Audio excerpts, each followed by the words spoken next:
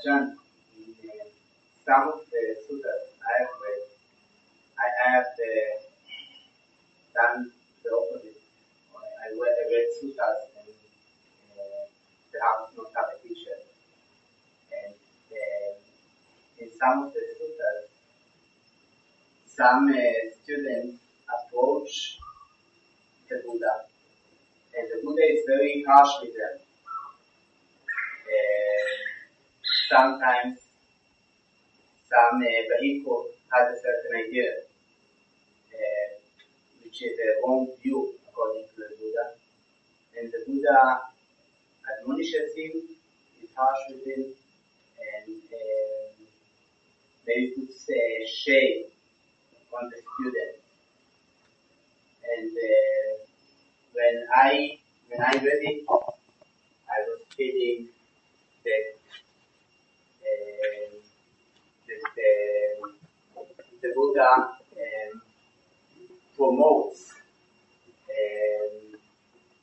people to be not so caring towards another person. So what is your conclusion? So I would like your response to that. Can you quote me the sutta? Yes. One sutta that comes into mind is that a certain Bhikkhu has an idea that the Buddha teaches about a certain self which is more subtle, and he talks about us with other students, and the other students go to the Buddha,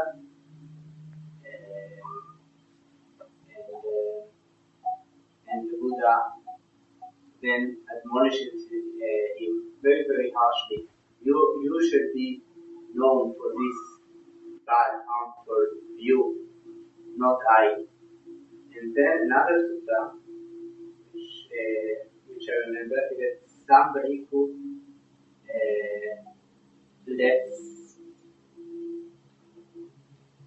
takes his rope and not taking his rope and going to out of the Bhikkhu life, becoming a lay person, going to his village or something like that. So he has criticism and telling his opinions to other people and criticizing the Buddha's teaching. And when the Buddha talks, I think, to Sariputta about it, he is very harsh about it. And he says, this person who talks about me, the Buddha, is uncompassionate, will find his way to hell, just as a leaf finds his way to hell. That's the thing. So you think the Buddha is not compassionate? No, I do not say I want to Actually, like... this is something that I think could be maybe understood wrongly. Maybe I understood it wrongly as well, but I would like you to say it very well. Sometimes we judge a person from our own point of view, from our own standard.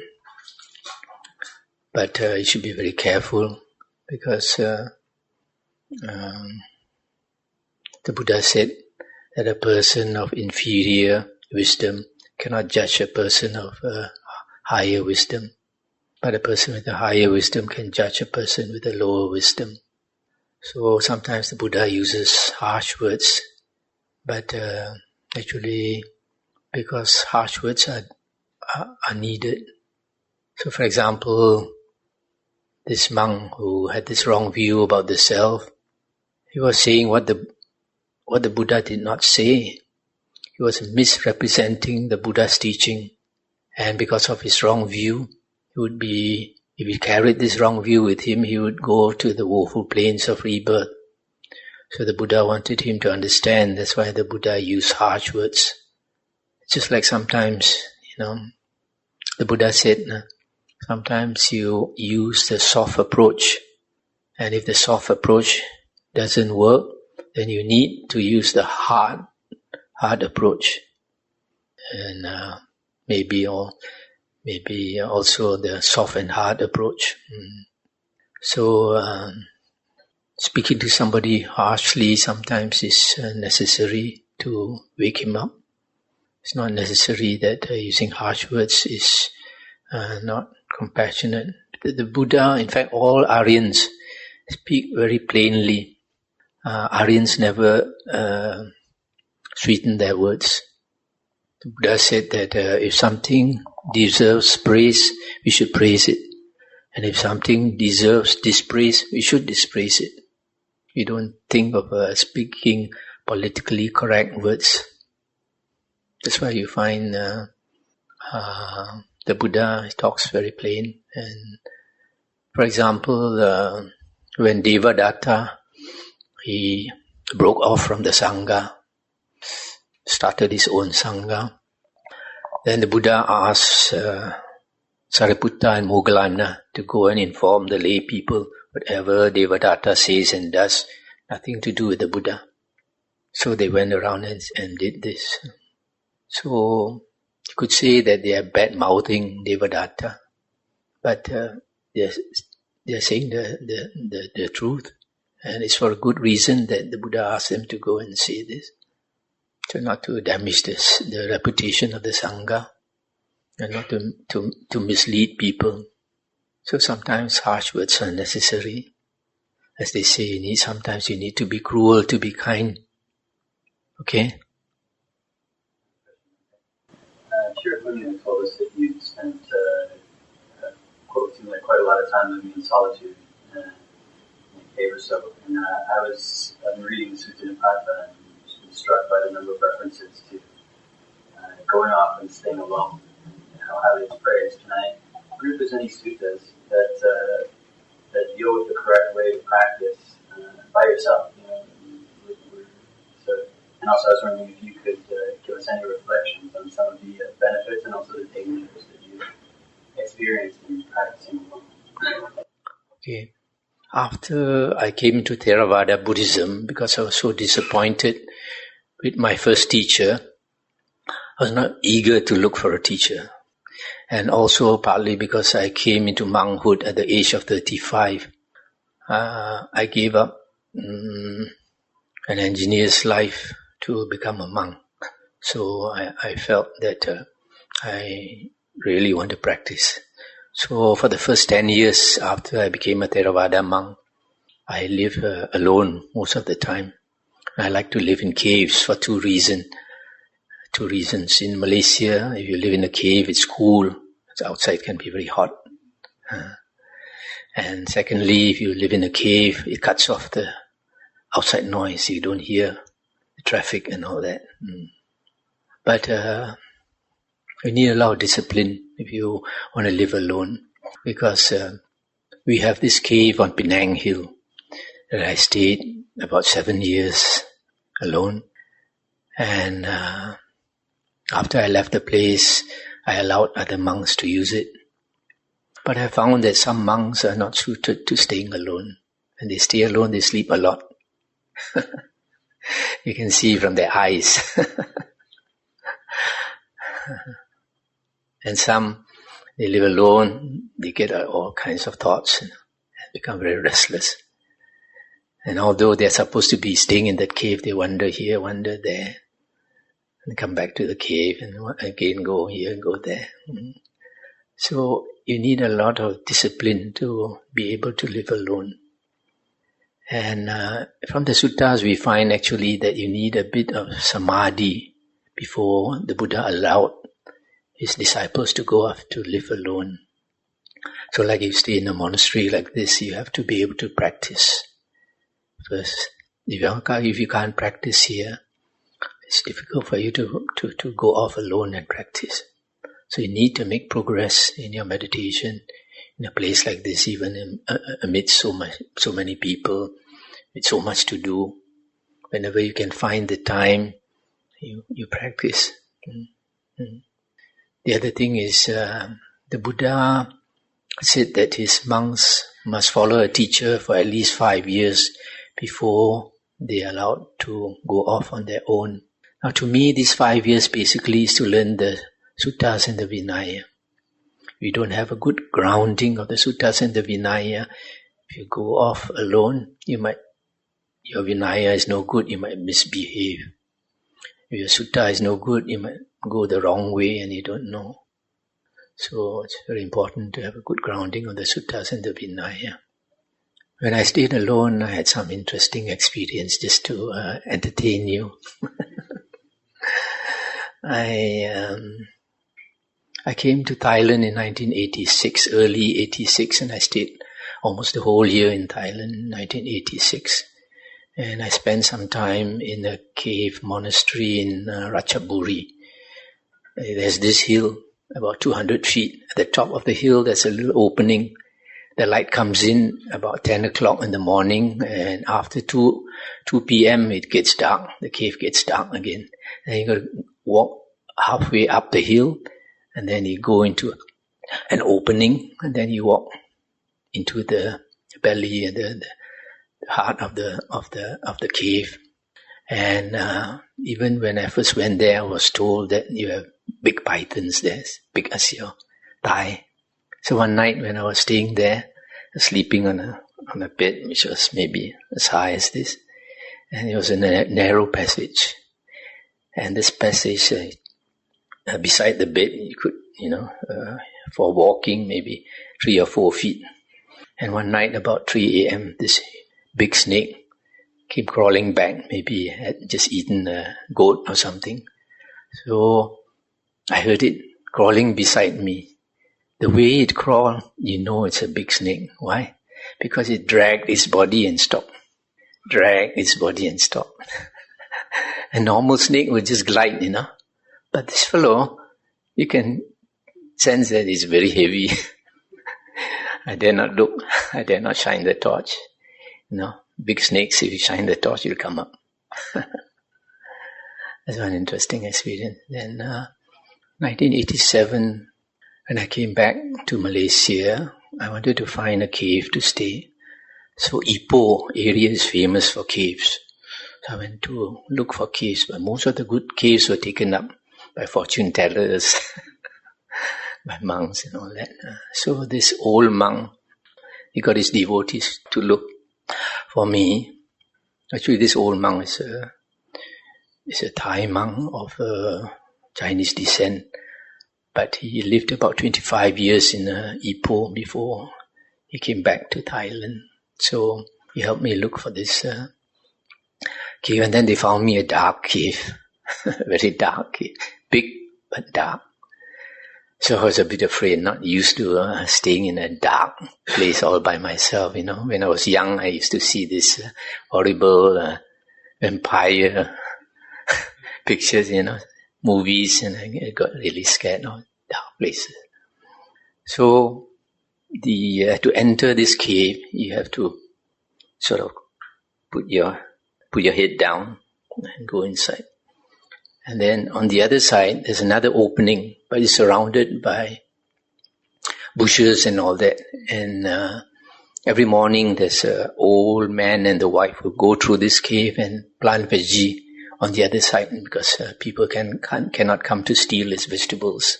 It's quite secluded. So when I first went to this cave, it was so dark, I was afraid of staying inside.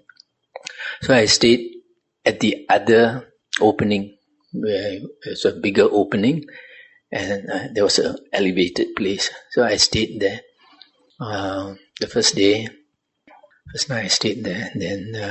Then I realized that it was not ideal, because during the daytime, the heat, you can start to feel the heat, and also you can hear the traffic outside. I thought of going inside to stay, but I was afraid. The second night, I had an interesting dream. Actually, this cave also is a hill. I dreamt that this hill, there are about 4 or 5 devas living on this hill. So I was sleeping there. They were looking at me, these devas. And I looked at them. 3 or 4 were standing, and the leader was seated. And they were all wearing these deva clothes like Indians, Indian deva clothes. And they were very handsome. And I looked at them. The leader was different from the others. The others, you have a normal head with eyes and nose and all that. But this leader, the face was just light, just glowing light. So I was looking at them. I was quite impressed with them. Then because they were looking at me, I looked at myself. Then I found I was just like them, Deva. Then suddenly I woke up. Then I realized they were trying to tell me that they accepted me as a member, that I could stay in the cave and it would be safe. So I went inside and stayed in the cave for 4 months. And I'd go to the village for alms round. But these people had never seen a monk on alms round. They only know monks who go for money round. So when I walked to the market, everybody stared at me as though I was an orang-utan just come out from the zoo. They didn't know how to give me food. So I thought if I keep walking, nobody's going to give me any food. So I went to the stalls where this sold food. I passed the noodle stall, nobody gave me. I passed the rice stall, nobody gave me. Then there was this lady selling this dumplings, this flour, this salapao, made of all the flour and all that. So I decided I'll stand in front of her stall, so she might give me something. Even I stood in front of her stall also, she didn't know what I wanted. And the customer told her, he wants some food, I'll give him. So then she gave me some to my bowl. I walked to the next stall, they gave me some more. And then I was about to walk to the third stall. The first lady came running to me with some money in her hand. So I closed my bowl. I said, we don't accept. Then I continued walking. That's all I had to eat, these dumplings. Second day I came. Also, I walked slowly and then they gave me these dumplings. So, third day, I decided I'm not going to stop. I just walked slowly and then they came and gave me dumplings. The 4th day I ate dumplings. The 5th day I ate dumplings. The 6th day, 10 days I had to eat dumplings. And then some of these people were curious, they thought the news was going around. There's a Thai monk in the cave. So some people came to visit me. Then I explained to them that I wasn't a Mahayana monk. Monks who beg for their food are not vegetarians. And then the next day I got some rice. Just to amuse you again, another incident in Penang Hill, that cave where I stayed for 7 years. It was actually earlier developed by another monk, but he never stayed long there. So when I first went to stay there, it had not been used for some time. So normally when I go to stay in a new place or a cave, I'll just pray to all the devas and pay respect to them and tell them, come here to practice, not to take your place. So please don't have any ill feelings toward me and don't show yourself. So that night when I slept, just as I was about to doze off, when you're about to doze off, your body is all soft and listless, and your mind is starting to go to sleep. Then this little elf came and pulled my ear. Then I woke up. Then I told him, I said, please don't disturb me. I didn't come here to take your place. You can stay. We just share the place. And then he didn't disturb me anymore. And the next night, when I was just about to fall asleep, again he came and pulled my nose. And again I said the same thing to him. Third night, again he came and pulled my ear or something. Fortnight again he did. I was getting angry.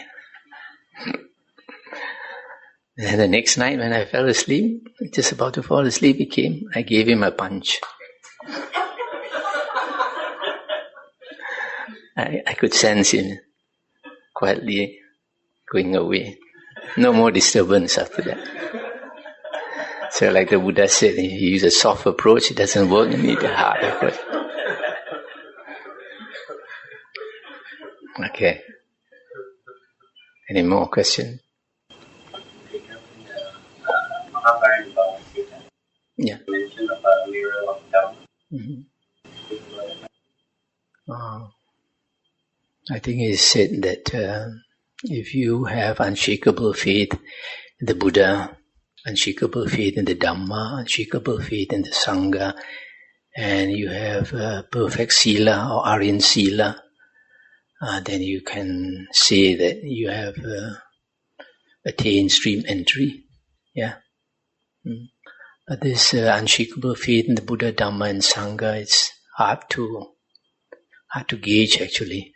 And then this Aryan sila or perfect sila, what is Aryan sila or perfect sila? It's not the 227 precepts. It's not the 8 precepts.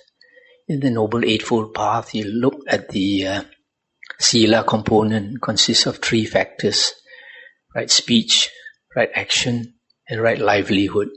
Right speech consists of 4 precepts, right? Not to lie, not to carry tales and cause disharmony, not to engage in coarse or vulgar speech, and not to engage in idle gossip. So there are 4 precepts. Right action consists of 3 precepts: not to kill, not to take what is not given, and not to engage in sexual misconduct. Right livelihood is earning a livelihood without harming others, and it is actually covered by the right speech and right action. So actually, Aryan Sila consists of 7 precepts. 7 precepts. If you hold the 7 precepts well, then you have the basic condition to become an Arya. Because without Sila, if you break Sila, then you have remorse. And if you have remorse, your mind can never be happy. Your mind can never, if it's not happy, your mind cannot calm down. You need a happy mind to actually meditate. So actually a lot of people, they're not ready to meditate. They need to do more good, help others, and then be glad with yourself. Not be angry with yourself. There are a lot of people angry with themselves. They may not realize it. A lot of people hate themselves. People who go into depression, people who try to kill themselves. They're not happy people. If you're not happy, you cannot meditate. The Buddha's disciples were not like external ascetics. There's one sutta where it is mentioned that the Buddha's disciples are always smiling and cheerful. Like some of the external ascetics. So if you're practicing the right meditation, you should be happy and cheerful, not thinking of dukkha all the time. So if you want to gauge whether you have entered the stream, one way is whether you're familiar with the suttas. Secondly is whether you are willing to let go. But there's actually a sutta in the Majjhima Nikaya, I'm not sure, I think it's 48, where the qualities of a Sotapanna are spelled out very clearly. It's the only place where the qualities of a Sotapanna are spelled out very clearly. You can look into that sutta. The other thing. Okay. Many of us read a lot of or listen to a lot of the teachings of Ajahn Chah. Can you build a bridge to the approach of you studying the sources and us living like in this kind of tradition of hearing words from a teacher which we highly respect? Yes. And particularly maybe your encounters with Ajahn Chah. Yeah. Actually, Ajahn Chah's words are very popular because they are very practical, right? So they also inspire you. But together with Ajahn Chah's words, you should also investigate the Buddha's words. Because the greatest teacher is the Buddha. There are many teachers in this world, they help us in various ways. But the greatest teacher is the Buddha. That's why in Chinese, when they talk about the Buddha, they call him Pen Se Se Chia Moni Fo. Pen Se Se Chia Moni Fo means our original teacher or our primary teacher, Sakyamuni Buddha. So our primary teacher, our greatest teacher is the Buddha.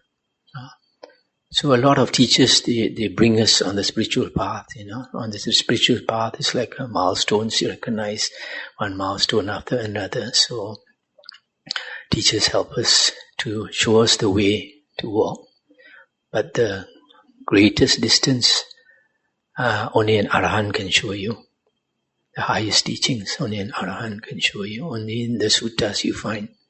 Many things, if you meditate on your own, you'll never realize. You'll never realize. That's why you need the Buddha's words to get the higher wisdom. When you study the Buddha's words, then you find that it is so obvious, yet you didn't realize it. The other thing is, you will realize as you study the Buddha's words that only somebody like a Sammasambuddha can explain so well like the Buddha. Before I came into Buddhism, actually I investigated Hinduism. I was interested in Hinduism for 4 years. A lot of Hindu yogis also inspired me. I was very taken up by them. But when I came to the Buddha's words, I realized that the Buddha explained so clearly, unlike the Hindu yogis. Because Hindu yogis, they also teach you, but not so clearly as in the Buddha's discourses. For example, just now I mentioned about how to practice the 7 Bojjhangas. The Buddha explained it so clearly. The other thing maybe I should mention is there is a difference between sati and satipatthana. When you practice sati, contemplating the 4 objects of sati, you are practicing the 7th factor. But satipatthana is the 8th factor. When you practice satipatthana, it ends up with the jhanas. Because if you investigate the Satipatthana Sangyutta, there are 2 suttas very important. One is telling you how to practice Satipatthana. The Satipatthana Sutta doesn't tell you very much on how to practice. It tells you the objects of sati. But in the Sangyutta Nikaya, the Buddha gave a simile of the most beautiful girl of the land coming out. And then when people saw the most beautiful girl in the land, they clapped their hands and shouted to her to sing and dance. So she sang and danced, and more people came out to see and to listen to her sing and dance. And then the Buddha said, an ordinary man came along, and then they caught hold of him. And then they forced him to carry a bowl of oil filled to the brim. And then they told him, you walk in between the crowd of people clapping, and he said, they told him, somebody will follow you behind with an upraised sword. If you spill so much as 1 drop of oil, your head will go off. So this man walked behind him with the upraised sword. So this guy, he has to carry the bowl of oil in between the great crowd of people clapping and shouting. The Buddha said, does he dare to look left and right? Obviously not. He has to concentrate on the bowl of oil, so that not even a drop will spill, because his life is at stake. So that simile the Buddha gave to make you understand that it is unremitting mindfulness on one object. Satipatthana is unremitting mindfulness on one object all the time. That is why in another sutta where the Buddha spoke about the cook, the wise cook and the stupid cook, the Buddha said that if a person practices satipatthana in the right way, he must end up with samadhi, namely the jhanas.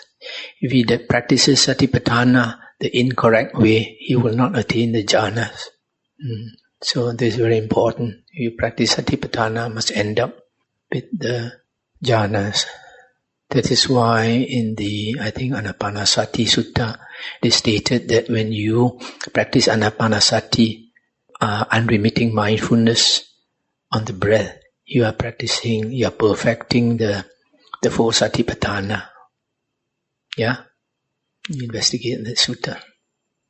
The other thing. We thank you very much, Bhante, because of the follow and